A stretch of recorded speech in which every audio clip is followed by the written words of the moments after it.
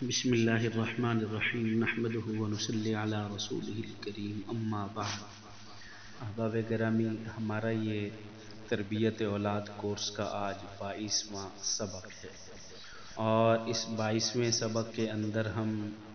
محسن انسانیت جناب رسول اللہ صلی اللہ علیہ وسلم کی بچوں کو چند مفید نصیحتیں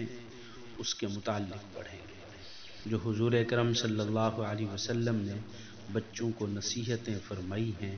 اس کے متعلق پڑھیں گے، تاکہ ہم بھی اپنے بچوں کو وہی نصیحتیں کر سکیں۔ دیکھیں، امام ترمذی علیہ رحمہ نے اپنی جامع میں حضرت عبداللہ بن عباس رضی اللہ تعالی عنہما سے ایک حسن صحیح حدیث نقل کی ہے، جس میں آپ فرماتے ہیں کہ ایک دن میں جناب رسول اللہ صلی اللہ علیہ وسلم کے پیچھے سواری پر بیٹھا ہوا تھا۔ یہ حضرت عبداللہ بن عباس فرما رہے ہیں، سواری پر بیٹھا ہوا تھا، آپ نے مجھے مخاطب کر کے ارشاد فرمایا، اے بچے، میں تمہیں کام کی چند باتیں سکھاتا ہوں۔ سب سے پہلے احفظ اللہ یحفظ کا، کہ اگر تم اللہ کے احکام بجا لاؤ اور ان کے منع کردہ کاموں کے ارتکاب سے بچو تو اللہ تعالیٰ دنیا اور آخرت میں تمہارا ہر طرح سے خیال فرمائیں گے۔ یعنی تم اگر اللہ تعالیٰ کے احکام، اللہ کے حقوق کی پاسداری کرو گے تو اللہ تمہارے حقوق کی پاسداری کریں گے اور ہر قسم کا دنیا اور آخرت میں تمہارا خیال کریں گے۔ تو اس لیے ہمیں بچوں کو سب سے پہلی یہی بات سکھانی چاہیے کہ اللہ کے جو حقوق ہیں، مثلا اگر اللہ نے مال دیا ہے تو زکوٰۃ ادا کیا کریں بیٹے جب بڑے ہوں، کیونکہ یہ باتیں دین کی جو باتیں ہیں جو حضور نے سمجھائی ہیں، یہ بچپن سے ہی بچوں کے ذہن میں ہم نے ڈالا، اور فرمایا کہ آپ اپنے بچوں کو یہ نصیحت کریں کہ اللہ کے حقوق کی ادائیگی کریں، احکام کی فرما برداری کریں، تو اللہ تمہارا دنیا اور آخرت دونوں میں خیال رکھے۔ دوسرے نمبر پر فرمایا کہ احفظ اللہ تجدہ تجاہک، یعنی اگر تم اللہ تعالیٰ کی قائم کردہ حدود کی حفاظت اور اس کے عائد کردہ حقوق کی ادائیگی کا پورا خیال رکھو تو اللہ تعالیٰ تمہارے کاموں کی اصلاح فرمائے گا اور تم اپنی مدد کے لیے اسے ہر آڑے وقت میں تائید و نصرت سمیت اپنے سامنے پاؤ گے۔ یعنی جب اللہ کے احکام کی پاسداری کرو گے تو اللہ تعالیٰ ہر مشکل میں، ہر مصیبت میں مدد و نصرت کے ساتھ تمہارے ہاں پہنچیں گے۔ اللہ تعالیٰ ہر لحاظ سے تمہاری مدد کریں گے، نصرت کریں گے، اور تمہارے کام خود بخود درست ہوتے چلے جائیں گے اللہ کی مدد اور نصرت کے ساتھ۔ تیسرے نمبر پر فرمائے کہ اذا سألت فاسأل اللہ، کہ جب تم کچھ مانگنا چاہو تو پس اللہ تعالیٰ سے ہی مانگو، اور جب تم کوئی مدد طلب کرو تو صرف اور صرف فاستعن باللہ، پس صرف اور صرف اللہ سے ہی مدد طلب کرو۔ اس سے مقصود یہ ہے کہ جب تمہیں دنیا اور آخرت کے کاموں میں سے کسی کام سے متعلق مدد درکار ہو تو اس کے لیے تمہیں صرف اللہ تعالیٰ کے سامنے اپنے ہاتھوں کو پھیلانا چاہیے، خاص طور پر ایسے کاموں کے لیے جو صرف اور صرف اسی کی طرف رجوع کرنا،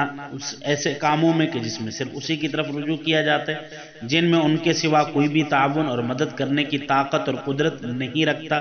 جیسا کہ بیماری میں شفا ہے۔ بیماری اللہ کی ذات ہی لانے والی ہے، اس کی شفا بھی کون دے گا؟ اللہ کی ذات ہی دے گا۔ ہاں، باقی علاج یہ ایک سبب ہے، اور سبب کو اختیار کرنا یہ سنت ہے۔ حضور اکرم صلی اللہ علیہ وسلم نے اس کا بھی حکم دیا ہے، لیکن انسان کے ذہن میں یہ ہو کہ یہ دوائی یا ڈاکٹر مجھے درست نہیں کرنے والا، مجھے اس بیماری سے شفا دینے والی ذات اللہ رب العزت ہے۔ جیسا کہ فی زماننا انسانوں میں خوف و ہراس بھرا جا رہا ہے، اور خوف و ہراس سے انسانیت کو اچھوت بنایا جا رہا ہے۔ ٹھیک ہے، انسان پر یہ مصائب آئے ہیں، لیکن یہ مصائب کس نے بھیجے ہیں؟ کبھی اس کی وجہ سوچی ہے؟ تو اس لیے یہ اللہ کی ناراضگی کی وجہ سے ہوتے ہیں۔ آج اللہ ناراض ہو چکے ہیں، دیکھا نہیں کہ کچھ دن پہلے آپ کے اس ملک کے اندر کیا صدائیں لگی تھی فحاشی اور عریانی اور لادینیت کی، کہ میرا جسم میری مرضی کی صدائیں اتنی لگیں کہ روڈوں پر اللہ کو پھر ناراضگی نہیں آئی۔ اللہ رب العزت کہیں گے کہ میں نے پیدا کیا ہے، جسم بھی میرا اور مرضی بھی میری، انسان تو کیا کچھ کہنے والا ہے؟ جب اللہ رب العزت کی غیرت کو، اللہ کی قدرت کو جب انسان للکارے گا تو پھر انسان اس اللہ کے اس بھیجے ہوئے مصائب کا بھی انتظار کرے گا۔ تو اس وجہ سے اللہ رب العزت بیماری بھیجتے ہیں اور اس کی شفا بھی اللہ سے مانگنی چاہیے۔ اور رزق کی کشادگی کی خواہش اور طلب، وسائل کہ اللہ رب العزت سے مانگنے چاہیے۔ انسان کو کوشش کرنی چاہیے لیکن دعا اللہ سے مانگنی چاہیے۔ اور اسی طریقے سے چوتھے نمبر پر فرمایا وَعَلَمْ أَنَّ الْأُمَّةَ، فرمایا کہ اچھی طرح یہ جان لو کہ اگر امت کے تمام افراد اکٹھے ہو جائیں اور وہ آپ کو اَن يَنْفَعُوكَ بِشَيْءٍ لَمْ يَنْفَعُوكَ إِلَّا بِشَيْءٍ، وہ آپ کو اگر نفع پہنچانا چاہیں تو کچھ بھی نفع نہیں پہنچا سکتے الا بِشَيْءٍ، مگر جو اللہ رب العزت نے قد کتب اللہ لک، جو اللہ نے تمہارے لیے لکھ دیا۔ اگر ساری امت جمع ہو جائے تمہیں نقصان پہنچانے کے لیے، وَلَمْ يَضُرُّوكَ إِلَّا بِشَيْءٍ، کچھ بھی نقصان نہیں پہنچا سکتے، قد كتب اللہ عَلَيْكَ، مگر جو اللہ رب العزت کی طرف سے مقرر کرتا ہے۔ تو اس لیے انسان کو یہ عقیدہ سب سے پہلے رکھنا چاہیے۔ اور پھر اس کے بعد فرمایا کہ تعرف إِلَى اللَّهِ فِي الرَّخَاءِ يَعْرِفُكَ فِي الشَّدَّ، فرمایا کہ اگر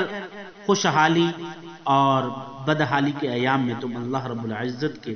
حقوق کو ادا کرنے کے ساتھ ساتھ اس کے بندوں کے حقوق کو بھی پورا کرنے کی کوشش کیا کرو۔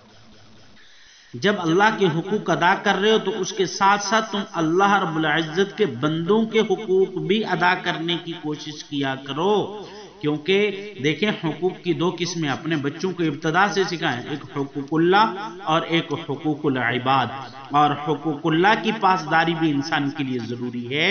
اور حقوق اللہ کی پاسداری بھی انسان کے لیے ضروری ہے۔ البتہ حقوق اللہ اور حقوق العباد میں ایک فرق میں آپ کو یہ بتا دوں، یہ حقوق اللہ کل آخرت کے دن یا معافی مانگنے سے اگر اللہ چاہے تو وہ معاف کرنا چاہے تو معاف ہو جائیں گے، البتہ حقوق العباد تو ایسے ہیں کہ وہ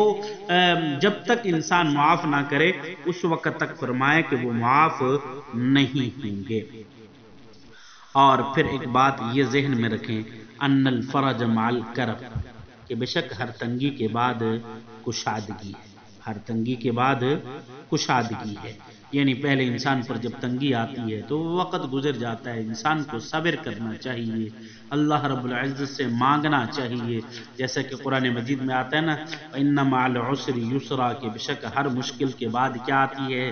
آسانی آتی ہے۔ یہ ایک قرآن کا بھی دستور ہے، قرآن کا بھی ایک احکام ہے۔ اب دیکھیے ذرا اس کے اندر جو بات میں آپ کو کرنا چاہتا ہوں کہ جناب رسول اللہ صلی اللہ علیہ وسلم کی بچوں سے بے پناہ الفت اور محبت کا اظہار کرنا ہے کہ اپنے چچا زاد بھائی حضرت عبداللہ بن عباس کو اپنے پیچھے سواری پر بٹھایا اور اپنی طرف متوجہ کرنے کے لیے پیار بھرے انداز میں کہا کہ یا غلام، اے بچے کہہ کر آواز دی، اور بچوں کو اللہ تعالیٰ کی اطاعت اور فرما برداری کی تلقین عطا فرمائی ہے، اور اس کی نافرمانی کے ارتکاب کرنے سے بچوں کو دور رہنے سے اور تنبیہ کرنے سے یہ ذکر فرمایا ہے۔ تو اس وجہ سے اور اس کے بعد فرمایا کہ اگر کوئی بندہ مسلمان صحت کی حالت میں ہو، خوشی کی حالت میں ہو یا غمی کی حالت میں ہو، ہر حالت میں اس کو اللہ رب العزت کی طرف رجوع کرنا چاہیے، اللہ رب العزت سے مانگنا چاہیے۔ تو اس لیے یہ فرمایا کہ بچوں کے عقائد کے لیے انسان کو ذکر کیا گیا ہے کہ بچوں کے عقائد بالکل خود درست کرنے چاہیے، بچوں کا عقیدہ بنانا چاہیے کہ اللہ رب العزت کی ذات وحد لا شریک ہے، سب کچھ کرنے والی ہے، سب سے بڑی ہے، وہی سب مسبب الاسباب ہے۔ اس ساری حدیث کا خلاصہ یہی ہے کہ اپنے بچوں کا ابتدا سے ذہن بنائیں اور ان کے عقائد درست کریں۔ اللہ رب العزت ہمیں نیک اعمال کرنے کی توفیق عطا فرمائے۔ وآخر دعوانا الحمد للہ رب العالمین۔